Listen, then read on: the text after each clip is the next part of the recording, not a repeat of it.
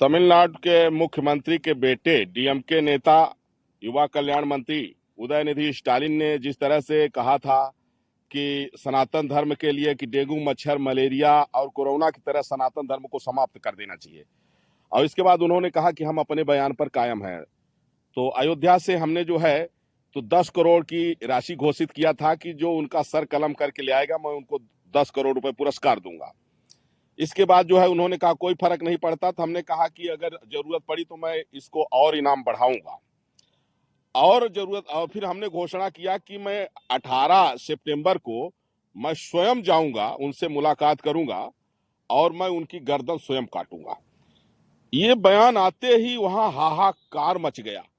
जो व्यक्ति 120 करोड़ जो है भारतीयों की हत्या करने का बयान दे रहा था, जो व्यक्ति सनातन धर्म को समाप्त करने की बात कर रहा था, वो इतना डर गया क्योंकि बाप उसका मुख्यमंत्री और बेटा समाज कल्याण मंत्री।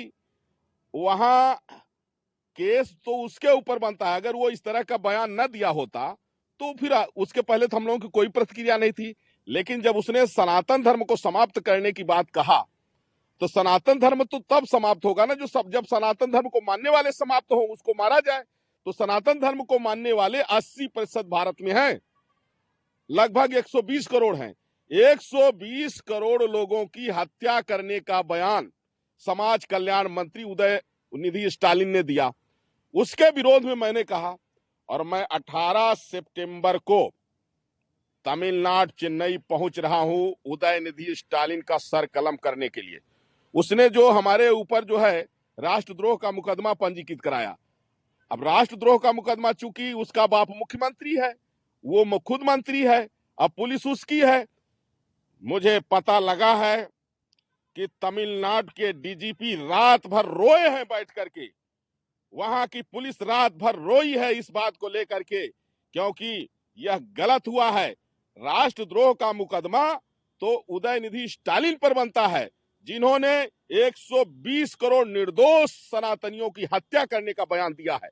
अब उनके बयान की प्रतिक्रिया में हमने कहा कि जिससे वो अपना बयान वापस ले लें, तो कहा कि नहीं, हम अपने बयान पर कायम हैं। और जैसे ही हमने कहा कि हम वहां 18 सितंबर को आ रहे हैं, तो FIR क्या करा रहे हैं कि यहाँ भय व्याप्त हो गया है, सब डर रहे हैं, तो बिल में घुस जाओ, ऐसा बयान क्यों दे रहे हो? माने मेरा नाम सुनते ही कि मैं 18 सितंबर को आ रहा हूं, वहां भय व्याप्त हो गया। मैं गारंटी से कह रहा हूं, जनमत संग्रह करा लिया जाए।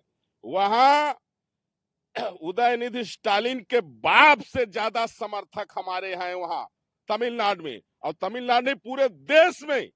इसलिए जिस तरह से उन्होंने बयान दिया है, उनके ऊपर राष्ट्रद्रोह का मुकदमा पंजीकृत होना चाहिए।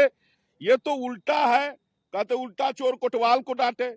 वह 120 करोड़ लोगों की हत्या कराने की बात कर रहा है, सनातन धर्म की तुलना डेंगू मच्छर मलेरिया और कोरोना रोग से कर रहा है। सनातन धर्म को समाप्त करने की बात पहले वो कर रहा है, और अगर प्रतिक्रिया में हमने कह दिया तो हमारे ऊपर राष्ट्रद्रोह का मुकदमा पंजीकृत हो रहा है। इसलिए मैं चेतावनी दे रहा हूं तमिलनाडु के मुख्यमंत्री के बेटे उदयनिधि स्टालिन को, अगर वो अपना बयान वापस नहीं लेता है तो उसका सर कलम मैं करूंगा, और कायदे से तो उसके ऊपर राष्ट्रद्रोह का मुकदमा पंजीकृत होना चाहिए, मेरे ऊपर नहीं।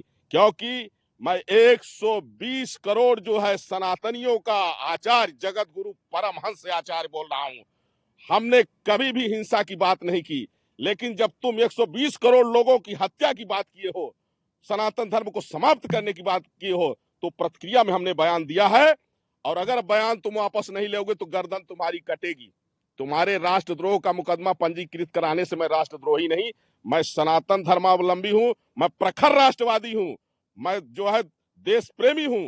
राष्ट्रद्रोही तो तेरा बाप है, राष्ट्रद्रोही तो तू है, और तुम्हारी औकात मैं दिखा दूंगा। क्या महाराज आपकी तरफ से भी कोई एप्लीकेशन वगैरह दाखिल की जाएगी? हमने भी जो है तो अयोध्या कोतवाली में उसके खिलाफ राष्ट्रद्रोह का मुकदमा पंजीकृत करने के लिए उससे पहले हमने जो है तो तहरीर दिया है, लेकिन उसके खिलाफ नहीं हुआ।